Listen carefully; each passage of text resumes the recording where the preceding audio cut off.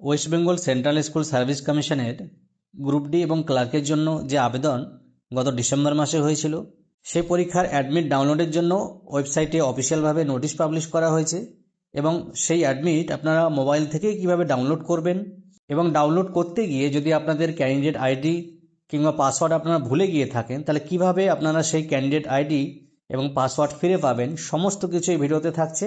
তাই ভিডিওটা শুরু থেকে শেষ পর্যন্ত মনোযোগ সহকারে দেখার অনুরোধ রইল। আর ভিডিওটা যদি আপনাদের কাছে হেল্পফুল মনে হয় তাহলে অবশ্যই শেয়ার করে অন্যদের দেখার সুযোগ করে দেবেন। হতে পারে আপনার একটা শেয়ারে তারা উপকৃত হবেন। তাহলে চলুন ওয়েবসাইটে গিয়ে আপনাদের দেখিয়ে দিই কীভাবে আপনারা কাজটি করবেন। এর জন্য আপনাদের মোবাইলের ব্রাউজারে চলে এসে সার্চ বারে লিখবেন WBSSC, লিখে সার্চ করবেন।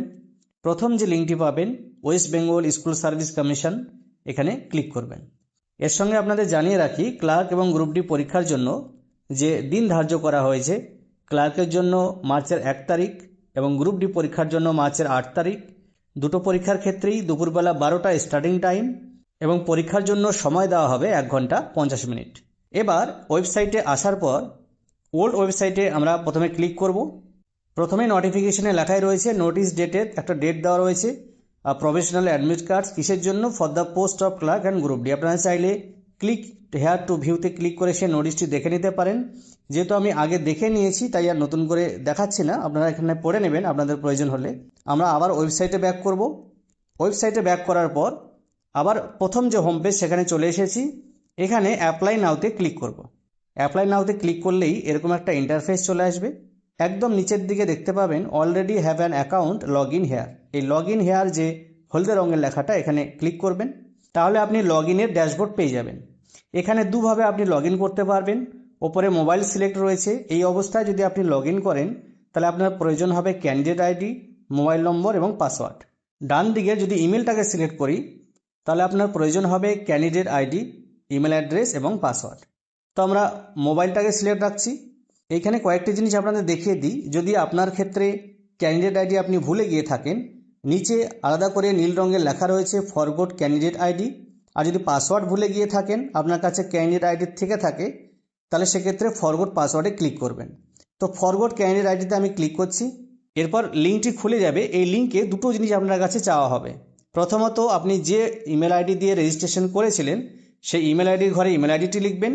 তার ঠিক নিচে ক্যাপচা লিখে সাবমিটে ক্লিক করলেই আপনার সেই নির্দিষ্ট ইমেল আইডিতে আপনার যে ক্যান্ডিডেট আইডি রয়েছে সেটি পাঠিয়ে দেওয়া হবে। আমি আমার নিজের ক্ষেত্রেই করে দেখেছিলাম।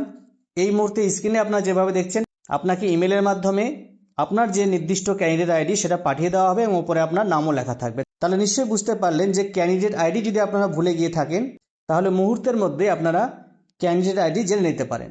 এরপর আপনারা যদি পাসওয়ার্ড ভুলে গিয়ে থাকেন তাহলে ফরগট পাসওয়ার্ডের ঘরে ক্লিক করবেন। যেহেতু আপনি পাসওয়ার্ড ভুলে গেছেন তার মানে আপনার ক্যান্ডিডেট আইডি জানা আছে। তাহলে ক্যান্ডিডেট আইডির ঘরে ক্যান্ডিডেট আইডি লিখবেন এবং ইমেল অথবা মোবাইল নম্বর যে কোনো একটি নিচে লিখে আপনি সেন্ড ভেরিফিকেশন কোডে ক্লিক করবেন। তাহলে আপনার মোবাইল এবং ইমেল দু জায়গাতেই 6 ডিজিটের একটা ভেরিফিকেশন কোড যাবে। সেই কোড ভেরিফাই করলে আপনাকে নতুন পাসওয়ার্ড লেখা জায়গা দেবে। তো যেহেতু আমি পাসওয়ার্ড জানি তাই এই কাজটি আর করে দেখাচ্ছি না, প্রসেসটা আপনাদের বলে দিলাম। এবার আমরা মেন যে কাজ সেটা করব, অর্থাৎ অ্যাডমিট কার্ড ডাউনলোড করে আপনাদের দেখাবো।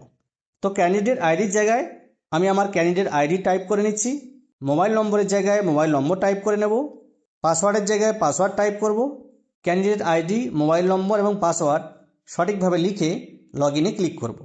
লগ ইনে ক্লিক করার সঙ্গে সঙ্গেই আপনি ড্যাশবোর্ডে লগ ইন হয়ে যাবেন। তারপর একটু নিচের দিকে চলে আসলে আপনি দেখতে পাবেন application ID, application status, payment status এবং ডান দিকে একটু স্ক্রল করলেই তো গ্রিন কালারে এখানে অ্যাডমিট কার্ড শো হচ্ছে। আমি সেই অ্যাডমিট কার্ডের উপরে ক্লিক করব। তাহলে দেখুন ডাউনলোডিং ফাইল, উপরে ফাইল ডাউনলোড হয়ে গেল। আমি আর ওপেন করে আপনাদের দেখাচ্ছি না। আপনারা এই প্রসেসে নিজে থেকেই ঘরে বসে আপনার হাতে থাকা মোবাইলটি দিয়ে অনায়াসে অ্যাডমিট কার্ড ডাউনলোড করে নিতে পারেন।